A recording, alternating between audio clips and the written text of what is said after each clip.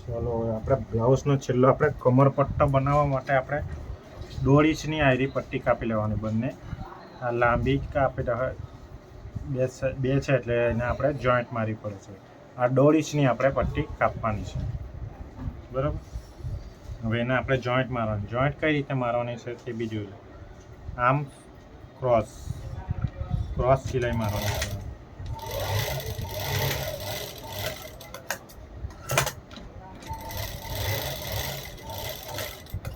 બરાબર.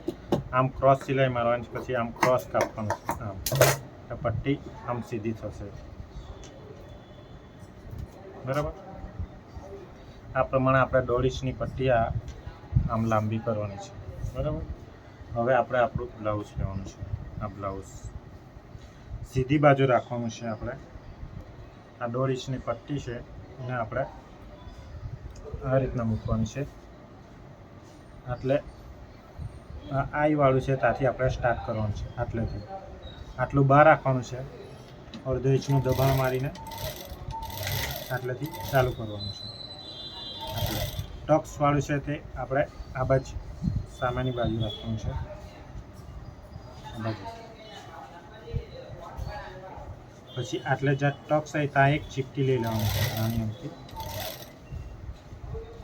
પછી આપણે આટલું દબાણ લઈને 1/2 ઇંચનું દબાણ લઈને આખામાં સિલાઈ મારે છે. આ પ્રિન્સેસ કટ છે, જે બાજુ આપણે આ કટ પડ્યો છે એ બાજુ જ આ કટ આવવું જોઈએ પ્રિન્સેસ કટમાં, આ પ્રમાણે.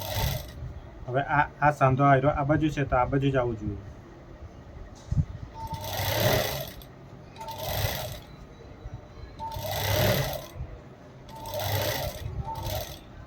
હવે આટલે ટક્સ છે, આ એક પાછી બીજી એક નાની સરખી ચપટી લઈ લેવાની છે.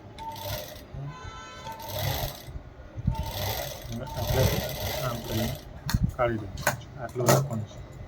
આટલી સિલાઈ મરાઈ જાય પછી આ બંને સરખા છે આવી જતા એ જોઈ લેવાનું. આમ કરીને આ બંને સરખા, આ સિલાઈ ટુ સિલાઈ આ બંને સરખું હોવું જોઈએ. એટલે આપણો નાયરા બુકના આઈવાળા નાના મોટીની થઈ જાય, એના માટે આ સરખું કર્યું. પછી આને ધાર પર એક સિલાઈ મારી દેવાની.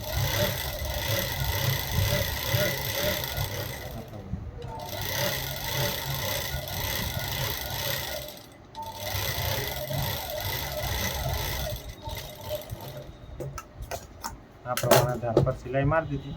પછી જે આ વધે એને આ કાપડને આટલું રાખીને આ બાજુ પટ્ટો આટલો હોવો જોઈએ, 1 ઇંચ કરતાં થોડો ઓછો.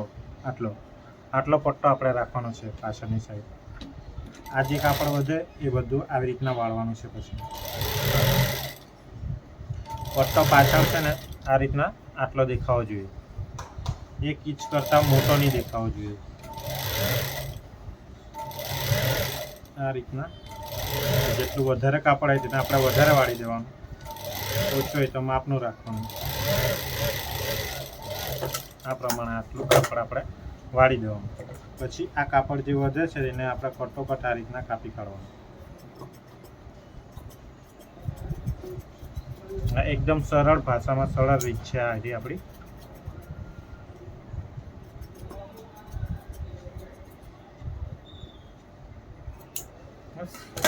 આ થઈ ગયો આપણો કમર પટ્ટો.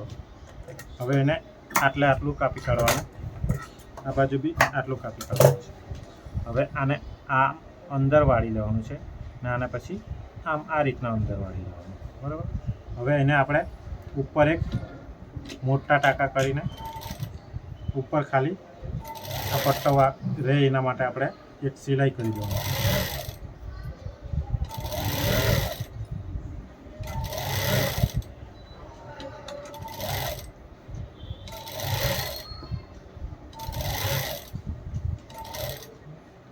હવે આ બાજુ આને અંદર વાળીને પછી એને પેલી આ કર્યું એ રીતના જ આપણે આને બી વાળી દેવાનું છે.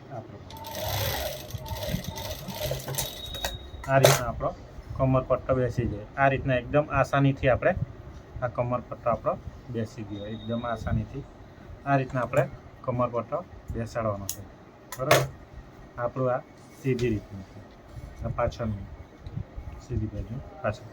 આ રીતનો કોઈ બીમાં આ રીતના આપણે કમર પટ્ટો બેસાડવાનો છે, બરાબર.